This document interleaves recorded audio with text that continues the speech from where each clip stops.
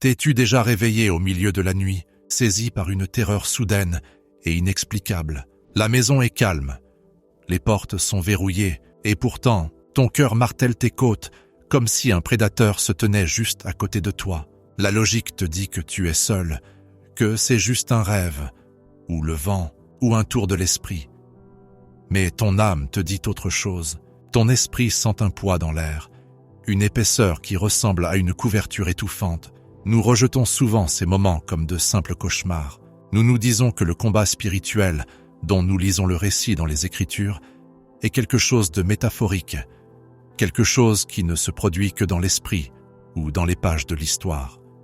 Mais, et si les ténèbres avaient une forme, et si l'ennemi de nos âmes n'était pas juste un concept abstrait du mal, mais un danger réel et présent qui méprise ton repos et cherche à ébranler ta confiance en Dieu?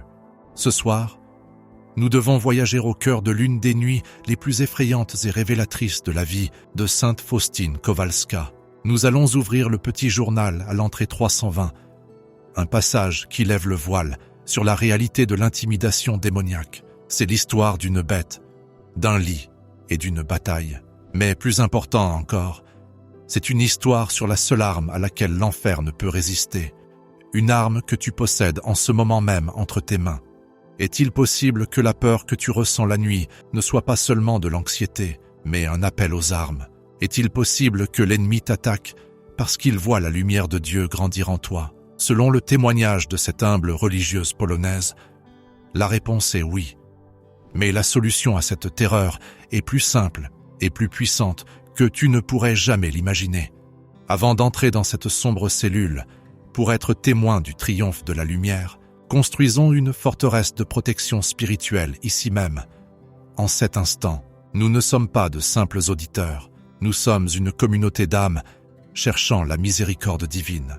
Je te demande maintenant, comme un moyen de verrouiller ton cœur contre la peur et de l'ouvrir à la grâce, de descendre dans les commentaires ci-dessous et de créer un sanctuaire de miséricorde. Écris les mots qui brisent le pouvoir des ténèbres. Jésus, j'ai confiance en toi. Et s'il y a un nom, peut-être le tien, ou celui d'un enfant ou d'un conjoint qui a besoin de protection contre les ombres de la nuit, inscris leur prénom là aussi. Que la section des commentaires devienne un bouclier de foi, prouvant que nous n'avons pas peur parce que nous sommes ensemble en son nom. Maintenant, baissons la voix et apaisons nos esprits. Transportons-nous au couvent en Pologne. Nous sommes en 1934. Le monde extérieur bascule vers la guerre, mais à l'intérieur des murs du couvent, le silence est censé être lourd de paix. Sœur Faustine est épuisée. Nous oublions souvent le coût humain de sa mission. Elle n'est pas un esprit flottant sur un nuage. C'est une jeune femme maladive, ravagée par la tuberculose, travaillant dur au jardin et à la cuisine, et portant l'immense poids écrasant d'un message que le monde n'est pas encore prêt à entendre. Elle est la secrétaire de la miséricorde, notant les mots mêmes du roi des rois. Imagine la fatigue dans ses os. Ce genre de fatigue où tes yeux brûlent et tes membres semblent de plomb. Elle entre dans sa petite cellule austère. C'est son sanctuaire, le seul endroit où elle peut fermer les yeux et glisser dans l'oubli du sommeil. Elle a passé la journée à prier, travailler et souffrir. Elle a offert chaque battement de son cœur pour les pécheurs. Maintenant, elle a simplement besoin de repos. Elle se prépare à se coucher. Le couvent est silencieux. Le seul bruit est le rythme de sa propre respiration. Elle s'allonge, tirant la fine couverture sur elle, reconnaissante pour le répit de la nuit. Son esprit commence à dériver. La tension de la journée commence à se dénouer. Elle est au seuil du sommeil. Cet espace vulnérable entre le monde de l'éveil et le monde des rêves. Et puis, ça arrive. Ce n'est pas un son, c'est une sensation. Un poids lourd et écrasant s'installe sur le lit. Ce n'est pas le poids d'une couverture, c'est le poids d'une chose vivante. Faustine se réveille instantanément, ses sens s'aiguisent. C'est le moment de la peur primale, l'intrusion de l'inconnu, dans la sécurité de son lieu de repos. Elle ouvre les yeux. La pièce est sombre, éclairée seulement par la faible lumière ambiante de la nuit. Mais il y a assez de lumière pour voir, et ce qu'elle voit arrêterait le cœur d'une âme moindre. Couché sur son lit, appuyant sur ses jambes, se trouve un chien, mais ce n'est pas un chien de cette terre. Dans son journal, elle le décrit avec une clarté terrifiante. Elle écrit « J'ai vu un chien noir horrible couché sur mon lit. Faisons une pause et visualisons cela. Ce n'est pas un animal errant qui est entré pour se protéger du froid. La nature physique de la manifestation est conçue pour se moquer et pour terrifier. Un chien est censé être un symbole de loyauté, de compagnie, de protection. Mais le diable aime inverser la création de Dieu. Il prend ce qui est familier et le tord en quelque chose de grotesque. Faustine regarde de plus près, son cœur martelant probablement ses côtes. La description qu'elle donne ensuite est la clé pour comprendre la nature de cette attaque. Elle ne décrit pas d'abord ses dents ou ses griffes, elle décrit ses yeux. Elle écrit que ses yeux brillaient d'un feu effrayant. Pense aux yeux d'un animal sauvage pris dans la lumière d'une torche. Ils reflètent, mais ses yeux ne reflétèrent pas la lumière, ils la projetaient. Ils brûlaient d'une haine surnaturelle. C'est le feu effrayant d'une malice ancienne, une haine qui existe depuis la chute des anges. Cette bête n'était pas seulement un animal, c'était un réceptacle de mal pur et concentré assis sur le lit d'une sainte. Pourquoi l'ennemi se manifesterait-il d'une manière aussi physique et crue? Pourquoi pas une tentation subtile? Pourquoi cette intimidation par la force brute? Nous devons comprendre le contexte du combat spirituel. Le diable est une brute. Quand il ne peut pas séduire une âme par le plaisir, il essaie de l'écraser par la peur. Il voyait Faustine. Il voyait les rayons de la miséricorde commencer à se déverser à travers elle dans le monde. Il savait que si cette religieuse polonaise réussissait sa mission, des millions d'âmes seraient arrachées à son emprise. Il connaissait le chapelet, il connaissait l'image, il connaissait la promesse de la fête de la miséricorde, et il était terrifié. Le chien noir était un acte de désespoir. C'était l'ennemi essayant de dire « Je suis là, je suis lourd, je suis proche, et je vais t'écraser. » La bête l'observe, elle attend. Et puis, voyant qu'elle est réveillée, elle passe à l'action. Le journal nous dit que la bête a essayé de l'attaquer. Imagine l'horreur de ce moment. Tu es allongé, vulnérable. Une bête d'ombre et de feu se jette sur toi. L'instinct de la chair est de crier, de donner des coups de pied, de remonter les couvertures, de courir vers la porte. Ce sont les réactions du corps. Mais Faustine avait entraîné son âme. Dans cette fraction de seconde, entre l'élan de la bête et le contact, Faustine n'a pas cherché une arme de ce monde. Elle n'a pas crié pour appeler la mère supérieure. Elle n'a pas essayé de lutter contre la bête avec sa force physique, qui déclinait déjà à cause de la maladie. Elle a saisi la seule arme qui comptait. Elle a levé la main. Ses doigts ont tracé l'air, au nom du Père, et du Fils, et du Saint-Esprit. Le signe de la croix. C'est un geste que nous faisons si nonchalamment. Nous le faisons avant les repas. Nous le faisons en passant devant une église. Nous le faisons parfois, sans même y penser. Mais dans le royaume spirituel, le signe de la croix est une explosion de puissance. C'est le marquage d'un territoire. C'est le dégainement de l'épée de la victoire. C'est un rappel à toutes les puissances de l'enfer que le prix a été payé, que le sang a été versé, et que cette âme appartient au vainqueur du Golgotha. Ce qui s'est passé ensuite est la partie la plus importante de cette histoire. Cela révèle la vraie nature du pouvoir de l'ennemi, ou plutôt son manque de pouvoir. Si le chien noir avait été une hallucination, il se serait peut-être estompé lentement à mesure qu'elle se calmait. Si cela avait été un vrai chien physique, il aurait aboyé ou mordu sa main. Mais parce que c'était un esprit des ténèbres enveloppé dans une illusion de matière, la réaction a été immédiate et surnaturelle. Faustine écrit « La bête a disparu immédiatement. » Mais remarque comment elle a disparu. Elle n'a pas juste disparu dans les airs comme de la fumée. Elle dit qu'elle s'est éloignée en flottant, puis elle a été repoussée. Elle a été refoulée par une force plus grande qu'elle-même. Et en partant, elle n'est pas partie silencieusement. Le journal rapporte qu'elle a disparu avec un grand bruit. Ce détail est crucial. Le bruit était le son de la défaite. C'était la colère d'une brute vaincue. Le diable veut être silencieux quand il te tente, mais quand il est expulsé par la puissance du Christ, il part souvent avec fracas. Furieux que ses tactiques aient échoué, Faustine est restée là. Dans le silence qui a suivi, le poids y avait disparu. Le feu dans les yeux était éteint. La chambre n'était à nouveau qu'une chambre. Qu'a-t-elle fait? A-t-elle couru dans le couloir? A-t-elle passé le reste de la nuit à trembler dans un coin? Non. Elle a fait quelque chose qui montre la majesté absolue de sa confiance. Elle écrit simplement « Je me suis rendormie. Laisse cela pénétrer ton esprit. » Elle s'est rendormie. C'est la paix qui surpasse toute intelligence. C'est le défi d'une âme qui sait qui est son protecteur. Voir un démon, le repousser, puis fermer calmement les yeux et retourner au repos. C'est l'insulte ultime au diable. Cela lui dit « Tu n'es rien pour moi. Tu es une nuisance, mais tu n'es pas un maître. Mon maître est Jésus, et sous ses ailes je me reposerai. » Maintenant nous devons nous demander, pourquoi a-t-elle partagé cette histoire? Pourquoi Jésus a-t-il voulu que cela soit enregistré dans le journal pour que tu l'entendes aujourd'hui? C'est parce que nous aussi, nous avons nos chiens noirs. Ils ne nous apparaissent peut-être pas comme des bêtes physiques assises sur nos dessus de lit. L'ennemi est malin, il adapte ses tactiques à nos faiblesses. Pour toi, le chien noir pourrait être le poids écrasant de la dépression qui pèse sur ta poitrine quand tu te réveilles le matin. Ce pourrait être le feu effrayant de l'anxiété qui brûle dans ton esprit à 3 heures du matin, te disant que ton avenir est sans espoir, que tes enfants sont perdus, que tes péchés sont impardonnables. L'ennemi utilise la même tactique qu'il a utilisée sur Faustine, l'intimidation. Il veut te paralyser. Il veut te faire croire que le poids que tu ressens est permanent, que les ténèbres sont plus fortes que la lumière. Mais cette histoire prouve que les ténèbres sont un mensonge. Elles n'ont aucune substance. Au moment où le signe de la croix a été fait, au moment où l'autorité de Jésus a été invoquée, la bête a dû partir. Elle n'avait pas le choix. Elle n'est pas partie parce qu'elle le voulait. Elle est partie parce qu'on le lui a ordonné. Nous devons comprendre la théologie de la nuit dans la vie d'un croyant. Dans le journal, Jésus parle souvent à Faustine de la réalité du combat.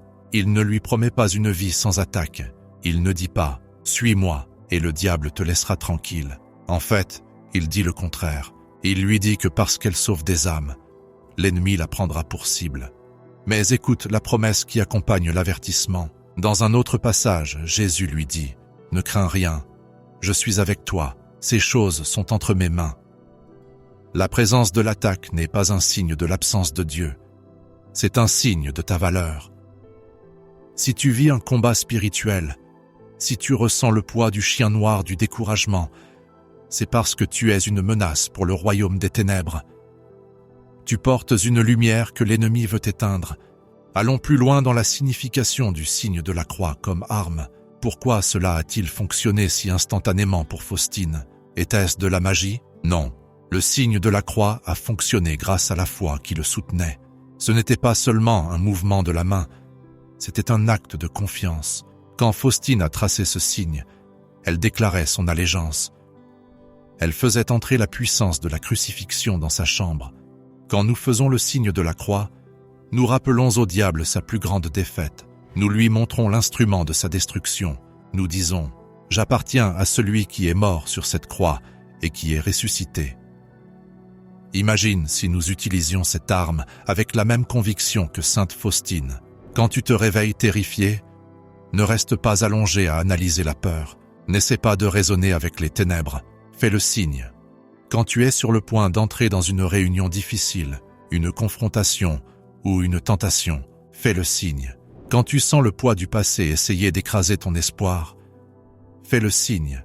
Mais il y a une autre dimension à cette histoire, une dimension qui parle de la miséricorde divine elle-même. Faustine était la secrétaire de la miséricorde. Sa vie a été donnée pour proclamer que la miséricorde de Dieu est plus grande que tout péché. Le diable est la miséricorde plus que tout. La justice, il peut la comprendre. Il est l'accusateur, le procureur. Il aime exiger justice pour nos péchés. Mais la miséricorde le trouble. La miséricorde l'enrage. Que Dieu puisse regarder un pécheur, un misérable, et lui offrir un océan d'amour. C'est de cela qu'il s'agissait vraiment dans le feu effrayant des yeux du chien. C'était la rage d'un esprit qui ne peut pas comprendre l'amour. En attaquant Faustine, la bête essayait d'arrêter le flux de la miséricorde. Il voulait l'effrayer, pour la réduire au silence. Et c'est là que l'histoire touche ta vie, le plus intimement. L'ennemi veut t'empêcher d'avoir confiance en Jésus. Il veut t'empêcher de prier le chapelet. Il veut t'empêcher d'aller te confesser. Il sait que si tu embrasses la miséricorde divine, tu deviens dangereux pour lui. Tu deviens un canal de grâce pour ta famille, ta communauté, ta lignée. Alors, si tu sens les attaques, si tu sens la peur, prends courage. Cela signifie que tu es proche du cœur de Jésus. Cela signifie que le diable a peur de toi. Il y a une belle résonance entre cette histoire et une autre entrée du journal. Jésus dit à Faustine, « Ma fille, si j'exige par toi que les gens vénèrent ma miséricorde, tu dois être la première à te distinguer par cette confiance en ma miséricorde. » La confiance, c'est la clé. Le chien noir représente l'anticonfiance. Il représente le doute, la terreur et le désespoir. Le signe de la croix représente la confiance. Pense au contraste, le poids lourd de la bête contre le pouvoir élévateur de la grâce, le feu de la haine dans les yeux du chien, contre les rayons de lumière pâle et rouge, jaillissant du cœur de Jésus, le bruit du démon qui fuit contre la paix tranquille de la religieuse qui dort. Quel côté choisiras-tu ce soir? Nous pensons souvent que nous sommes impuissants face aux réalités spirituelles. Nous regardons des films qui glorifient le pouvoir du diable, le faisant passer pour un dieu rival. Mais la foi catholique, la foi des saints, nous enseigne la vérité. Le diable est une créature, il est tenu en laisse. Il peut aboyer, il peut surgir, il peut menacer, mais il ne peut pas toucher une âme enveloppée dans le manteau de la confiance. Comme l'a écrit saint Paul, « Si Dieu est pour nous, qui sera contre nous ?» Maintenant, je veux m'adresser à ceux d'entre vous qui sont actuellement au cœur d'une bataille. Peut-être as-tu cliqué sur ceci parce que tu as ressenti ce poids lourd. Peut-être que ta maison semble oppressée ou que ton esprit se sent assiégé. Écoute les mots de ton guide spirituel. Tu n'es pas fou et tu n'es pas seul. Sainte Faustine a marché sur ce chemin avant toi. Elle a affronté la bête pour pouvoir te dire comment la vaincre. Elle nous a laissé un plan pour la victoire. Voici ton plan de bataille inspiré de l'entrée 320 du journal. Premièrement, reconnais la réalité mais ne t'attarde pas dessus. Ne sois pas fasciné par les ténèbres. Faustine a vu le chien, mais elle n'a pas entamé de conversation avec lui. Elle a agi immédiatement pour le renvoyer. Deuxièmement, utilise les sacramentaux. Le signe de la croix est ton bouclier principal. L'eau bénite en est un autre. Dans d'autres parties du journal, Faustine mentionne comment le diable fuit l'eau bénite. Garde-en près de ton chevet. Ce n'est pas de la superstition. C'est une prière de l'Église matérialisée. Troisièmement, et surtout, invoque le nom. Le nom de Jésus est un feu qui consume les ombres. Quand tu ressens de la peur, respire son nom. Jésus, Jésus, Jésus. Il y a une promesse attachée à l'image de la miséricorde divine qui s'y rapporte. Jésus a dit, par cette image, j'accorderai beaucoup de grâce aux âmes. Elle doit rappeler les exigences de ma miséricorde. Je promets que l'âme qui vénérera cette image ne périra pas. Je promets aussi la victoire sur ses ennemis dès ici-bas sur terre, spécialement à l'heure de la mort. Victoire sur ses ennemis. Cela inclut le chien noir. Cela inclut les esprits de peur et de désespoir. Imagine la scène dans la cellule de Faustine une dernière fois. La bête est partie, l'air est clair, elle remonte la couverture, elle est en sécurité. Non pas parce que les portes sont verrouillées, mais parce que son âme est verrouillée dans le cœur du Christ. Elle s'endort avec le nom de Jésus sur les lèvres. C'est le sommeil du juste, c'est le repos que Dieu veut pour toi. Il ne veut pas que tu te tournes et te retournes, hanté par des inquiétudes et des peurs informes. Il veut te donner du repos. Venez à moi, vous tous qui peinez sous le poids du fardeau, et je vous donnerai le repos. Alors que nous arrivons à la fin de ce récit, réalisons que nous faisons partie d'une grande armée invisible. Sainte Faustine n'est pas seulement une figure historique, c'est une sœur qui prie pour nous. Quand nous avons peur, nous pouvons lui demander, « Faustine, toi qui as affronté la bête et vaincu, prie pour moi. Tiens-toi près de mon lit ce soir. Aide-moi à faire le signe de la croix avec foi. Ne laisse pas les chiens noirs de la vie t'intimider. Ce sont des ombres flottantes, destinées à disparaître avec un grand bruit au moment où tu tiens bon dans la foi. La nuit peut être sombre, mais la miséricorde de Dieu est une lumière qui ne se couche jamais. Le poids du monde peut être lourd, mais la main de Dieu est plus forte. Mes chers amis, alors que vous vous préparez à continuer votre journée ou à reposer votre tête pour dormir. Rappelez-vous ceci, le même Jésus qui a parlé à Faustine vous parle maintenant. Son message est le même. N'aie pas peur, je suis l'amour et la miséricorde même. Que l'histoire du chien noir soit un rappel, non pas de la puissance du mal, mais de la pathétique faiblesse du mal face à un enfant de Dieu confiant. Tu as la croix, tu as le nom, tu as la promesse. Sors des ombres, la victoire est déjà tienne. Si cette histoire de Sainte Faustine a touché ton esprit, si elle t'a donné une nouvelle arme contre la peur, je t'invite à partager ce message. Il y a tant d'âmes là-bas qui dorment dans la peur, qui sentent le poids sur leur poitrine et ne savent pas ce que c'est, ni comment le combattre. Sois un apôtre de la miséricorde. Partage cette lumière avec elles. Et avant de partir, regarde à nouveau les commentaires. Fais défiler les noms dans le sanctuaire de la miséricorde. Vois les milliers de personnes proclamant « Jésus, j'ai confiance en toi ». Réalise que tu es entouré d'un bataillon de prière. Tu ne te bats jamais seul. Que la paix du Dieu Tout-Puissant, qui bannit toute peur, descende sur toi et reste avec toi pour toujours. Jésus, nous avons confiance en toi. Jésus, nous avons confiance en toi. Jésus, nous avons confiance en toi.